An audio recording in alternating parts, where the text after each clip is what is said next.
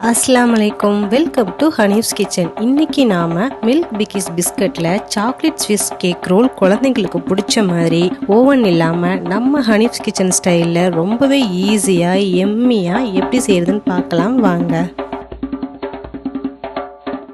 இதுக்கு நான் முதல்ல 2 பிஸ்கட் பாக்கெட் எடுத்திருக்கேங்க. இதுல 20 பிஸ்கட் இருக்குது. இந்த 20 பிஸ்கட்டையும் நான் மிக்ஸி ஜார்ல உடைச்சு போட்டுடுறேன்.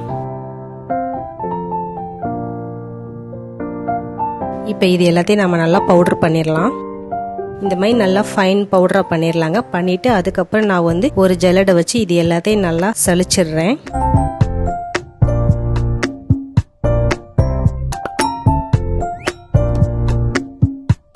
இப்போ நம்ம பிஸ்கட் எல்லாத்தையுமே நல்லா சலிச்சாச்சுங்க. அதுக்கப்புறம் இதோட நான் 2 டீஸ்பூன் கொக்கோ பவுடர் சேர்த்துக்கிறேன். அதுக்கப்புறம் 2 டீஸ்பூன் பவுடர் சுகர் சேர்த்துக்கிறேங்க. அதுக்கப்புறம் சாக்லேட் சிரப்பு 2 டீஸ்பூன் இதோட சேர்த்துக்கலாம்.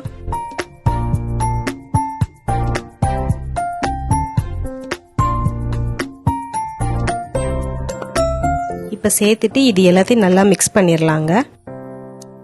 இது எல்லாத்தையும் நல்லா மிக்ஸ் பண்ணிட்டு நம்ம காய்ச்சி ஆற வச்ச பாலை கொஞ்சம் கொஞ்சமா ஊத்தி பிசைஞ்சு நல்லா சப்பாத்தி மாவு பிசைகிற மாதிரி நல்லா பிசைஞ்சு வச்சிடலாம். பாருங்க, இந்த மாதிரி சப்பாத்தி மாவு பிசைகிற ஒரு பதத்துல நல்லா பிசைஞ்சு வச்சிடணுங்க. அதுக்கப்புறம் நாம இப்ப இதை நல்லா தேய்க்க ஆரம்பிச்சிடலாம். நான் ஃபர்ஸ்ட் இதை நல்லா பிசைஞ்சு நல்லா பால் மாதிரி போட்டுட்டு அதுக்கப்புறம் நான் தேய்க்க ஆரம்பிச்சிடுறேங்க. இதுக்கு மேல நான் ஒரு பட்டர் பேப்பர் விரிச்சுக்கிறேன். நீங்க நார்மலா எந்த ஷீட் இருக்கோ அந்த ஷீட்டை நீங்க விரிச்சிட்டு மேல ரோல் பண்ண ஆரம்பிச்சிடலாம். இப்ப சப்பாத்திக்கு தேய்க்கிற மாதிரி நல்லா லேசா தேய்க்க ஆரம்பிச்சிடலாங்க. இப்ப பாருங்க, நல்லா லேசா தேய்ச்சாச்சு. நம்ம இந்த பட்டர் பேப்பர் இப்ப எடுத்துடலாம். இது இருக்கட்டும். அதுக்கப்புறம் இதுக்கு மேல லேயர் ஒயிட் கலர் நம்ம ரெடி பண்ணணும். அதுக்கு நான் அடுப்பை ஆன் பண்ணி கடாய் வச்சு 1 டீஸ்பூன் நெய் ஊத்திக்கிறேன். அதுல நான் 1 கப் பால் சேர்த்துக்கிறேங்க. 2 டீஸ்பூன் சுகர் சேர்த்துக்கிறேன். அதுக்கப்புறம் 1/2 கப் பால் பவுடர் சேர்த்துக்கிறேங்க.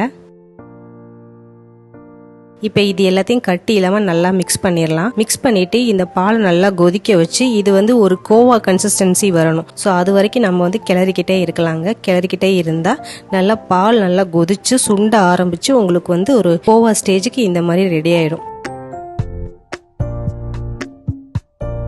ஆஃப் பண்ணிட்டு எடுத்துடலாம். இதை நாம அந்த சாக்லேட் ரோலுக்கு மேலேயே போட்டுடலாங்க. போட்டு நல்லா ஸ்ப்ரெட் பண்ணி விட்டுருங்க.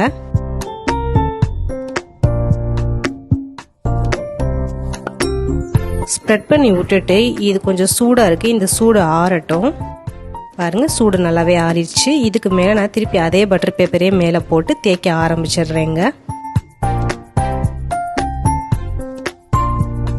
உங்களால எவ்வளவு தூரம் ரோல் பண்ண முடியுதோ அந்த அளவு தேய்ச்சிக்கோங்க.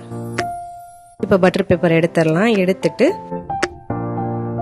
நம்ம இந்த ஓரங்களை கட் பண்ணிக்கலாங்க. 2 சைட்லயுமே ஓரங்களை கட் பண்ணிக்கலாம். அதுக்கப்புறம் கொஞ்சம் கொஞ்சமா நாம ரோல் பண்ணிடலாங்க. ரொம்ப ஸ்லோவா ரோல் பண்ணிருங்க. ரொம்ப அழகா இந்த ரோல் வரும். இந்த ரோல் பண்ணினதை எடுத்து நாம ஒரு பட்டர் பேப்பர்ல வச்சிடலாம். பட்டர் பேப்பர்ல வச்சு திருப்பி நாம ரோல் பண்ணிடலாம்.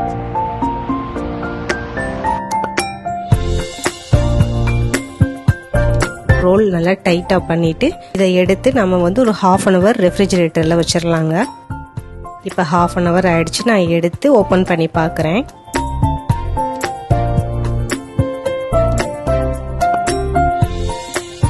இப்ப கட் பண்ணி பாத்திரலாம் எப்படி இருக்குதுன்ட்டு. பாருங்க, சூப்பரா டபுள் லேயர்ல நம்மளுக்கு பார்க்கவே ரொம்ப அட்ராக்டிவா இருக்குது. இதை சின்ன சின்ன பீஸா நம்ம கட் பண்ணிடலாங்க. இந்த ஸ்விஸ் கேக் ரோல் பார்க்கவே ரொம்ப சூப்பரா இருக்குதுங்க. வேலையும் ரொம்ப ஈஸி. வீட்டுல இருக்கிற 2 பிஸ்கட் பாக்கெட்டை வச்சு டக்குன்னு குயிக்காவே நீங்க இதை செஞ்சு முடிச்சிடலாங்க. கிட்ஸோட ஃபேவரட் இது.